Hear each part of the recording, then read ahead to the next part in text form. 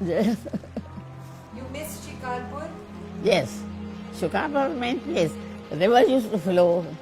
It still must be flowing, no?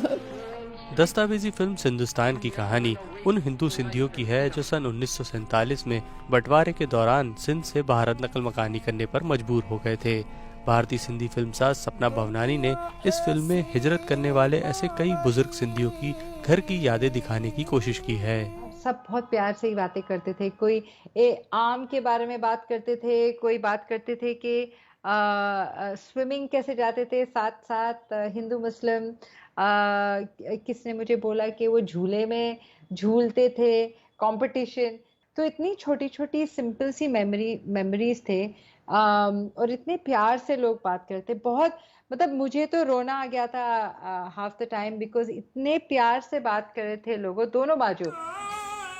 Pakistan और भारत की तकसीम के वक्त लाखों सिंधी हिंदू अपने घर, जायदादें, साजो सामान और कई दोस्तों अहबाब पाकिस्तान छोड़कर बम्बई, गुजरात और राजस्थान मुंतकिल हो गए।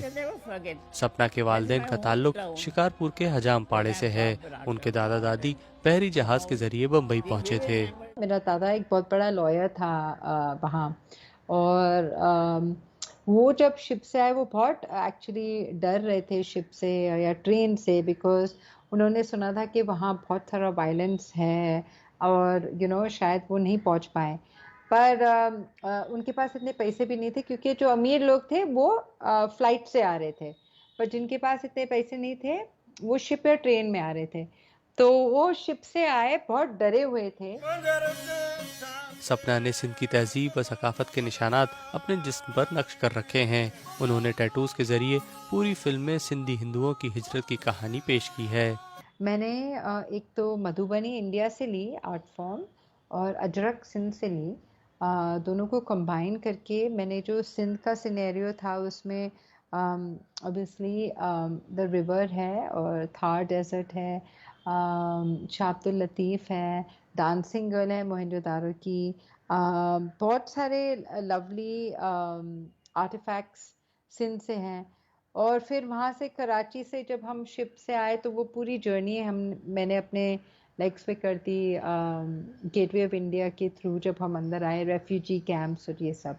तो ये सब को हमने बहुत अच्छी तरह से डिज़ाइन किया और मैंने अपने लेग्स पे डाला था। सपना ने अपनी ज़िंदगी अमेरिका में गुजारी थी। वो बताती है कि उनकी सिंध से मुताल्लिक दिलचस्पी तब शुरू हुई जब उन्होंने एक सिंधी फ़कीर को सूफियाना कलाम गाते सुना। बम्बई में तो कुछ आइडिया नहीं था कि सिंध में तो मुस्लिम सिंधीज़ भी होते हैं। तो जब हम बड़े हो रहे थे और जब हमने एक कॉन्सर्ट देखा और उसमें सिंध फ़कीर को देखे, तो मैं घर जाके जब गूगल किया, जब मुझे मालूम पड़ा कि आबिदा परवीन सिंधी है, मैं हैरान हो गई।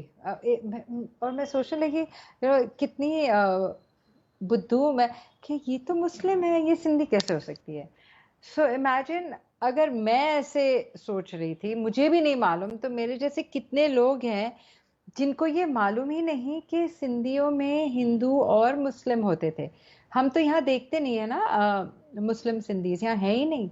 सपना दस्तावेजी फिल्म की रिकॉर्डिंग के लिए पाकिस्तान आना चाहती थीं, लेकिन दोनों मुल्कों के दरमियान सियासी तनाव की वजह से उनको अब तक वीज़ा नहीं जारी किया गया। सपना पाकिस्तान आने के लिए आज भी पुरुम्मीद हैं, क्योंकि वो कहती हैं सिंध धरती पर कदम रखे बगैर उनका ये सफ़र मुकम्मल नहीं हो सकता। मुझे ज़रूर जाना है वहाँ, मुझे लोगों से मिलना है, मुझे बस गुम हो जाना है सिंध में थोड़ी देर के लिए। तो मैं ये बहुत चाहती हूँ कि वो मुझे परमिशन दे। वीज़ा तो छोड़ो, मतलब मुझे नहीं लगता कि सिंधियों को वीज़ा की ज़रूरत इवन होनी चाहिए। ये तो हमारी बर्थ राइट है, हमें जाना चाहिए, मिलना चाहिए लोगों से वहाँ और देखना चाहिए कि हम कहाँ से आए हैं।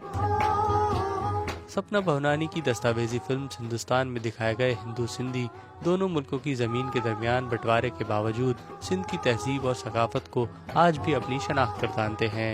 इरफान आफ्ताब, DW उर्दू।